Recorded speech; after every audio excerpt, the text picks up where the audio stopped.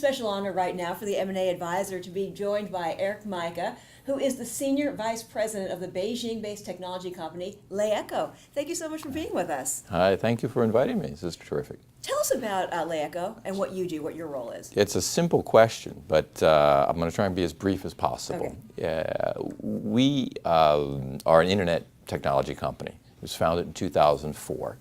Often referred to here in the United States as the Netflix of China.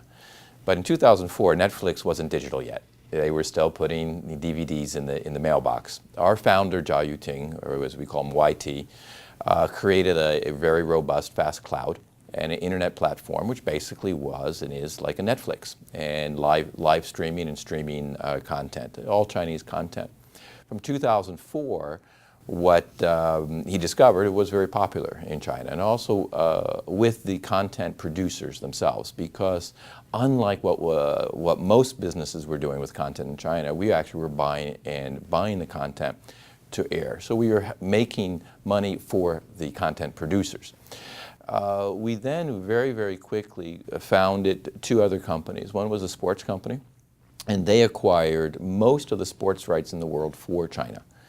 Live streaming rights, so whether it's Formula One or the NFL, even baseball, and that was starting a live stream into China.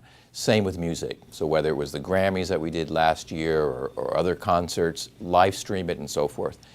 Then what occurred is the technology aspect, which we got into VR and other items. It's all very complementary through content and technology. We then looked at how the consumer, the users, are consuming content. And it's, as we know, it's really through the smartphone devices and smart televisions. And our company, LeEco, then created very, very successful, very, very smartphones, beautiful, and where our content, or the content, can go through our phones, connected to the internet, and into our televisions. So now I think I've just said about 4 or 5 of our businesses.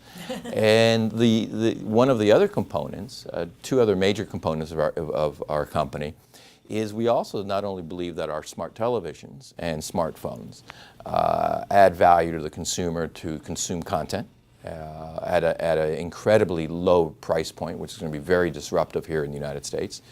But we also believe that the self-driving automotive industry is something that we should be in. So 2 years ago, we created a strategic relationship with a company called Faraday Future, of which we're very, very much involved in creating the technology in this car.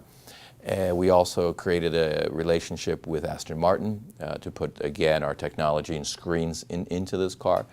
And very quickly, what's emerging is, between all of this, we're a lifestyle company as well. Very last component, we also own one of the most successful film companies in China, and distribution companies. This year, I believe will be #1 in the box office as far as its results, over $1 billion US. And we're coming out with a film in Hollywood called The Great Wall with Matt Damon, done with a fantastic director, Chinese director called Zheng Zhao. So we're in a lot of components, a lot of industries, but at the end of the day, they all merge through this word that you hear a lot, is connectivity. And so we're connecting content and people through all of our devices and platforms. And you recently had a major launch here in the U.S. of the streaming technology. Talk to us about that and how it's going to be changing the way Americans look at their smart devices. Well, you know, one of the things is, many years ago I worked with Vivendi Universal in Paris. And again, it was the same thing, is how do you monetize content on digital platforms? Europe, in the early days, was so much ahead of the United States on the consumption and use of the mobile, the cell phone. And one of the reasons, as I always said, is because it was a cafe lifestyle. You didn't take your PC or your big laptop in those days to the cafe. You used the phone. We see that all over Asia. The technology that's being developed through all of Asia, from Singapore all the way up to mainland China, is rather phenomenal. I wouldn't say outpacing the United States, but pacing with the United States as far as the speed of the phones, the content usage, the payment plans. And so you look at WeChat, for example, with over 1 billion users, where now we can pay each other with a click of a button, and that's just between you and I or a group of people. So it really is fundamentally changing the way people live their life. And now what we're starting to see are these Chinese brands, especially ours, LeEco, to come to the United States and introduce this whole new lifestyle of seamless connectivity, where we could be at home watching something, walk out the door, continue watching it on here, and into the car, continue watching it there. And there's so many other applications that can be used. But we also are partnering with Qualcomm and making our devices faster and more coherent.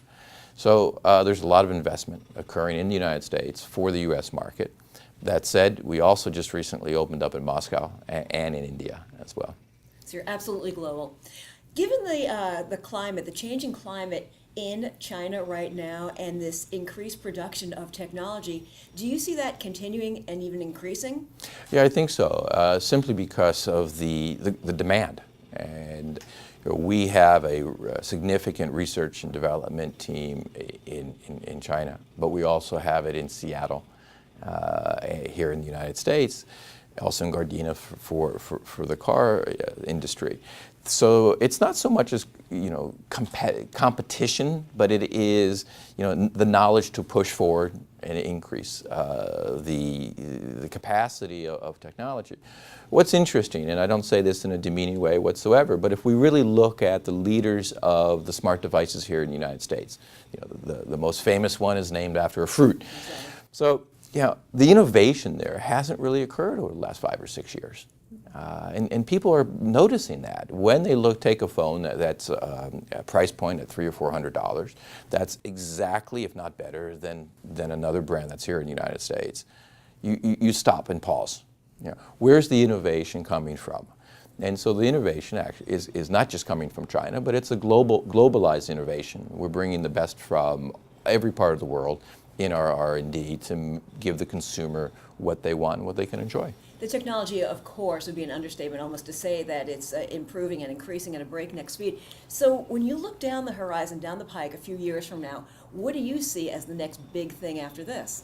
I do believe that VR is going to take off, but also more importantly, I think that AR has such amazing usage for doctors, scientists, teachers, architects. In other words, looking at a building that's there in front of you with glasses where you can now reconstruct and see what that building could look like if you change something, or for aircrafts and so Well, you forth. always have to have the big glasses, or will they improve that? Oh no, the small ones now for AR are like regular glasses. So I think we're going to continue, and I think we're going to move from better experience of entertainment into the sciences, and where we'll see a lot of advancements in medicine and healthcare and so forth through technology. Well, good luck to you and LeEco, and I look forward to having it be more of a household name throughout the United States. And it sounds like it's any time now. Really. Eric, Thank you very much. Pleasure. to meet you. Thanks.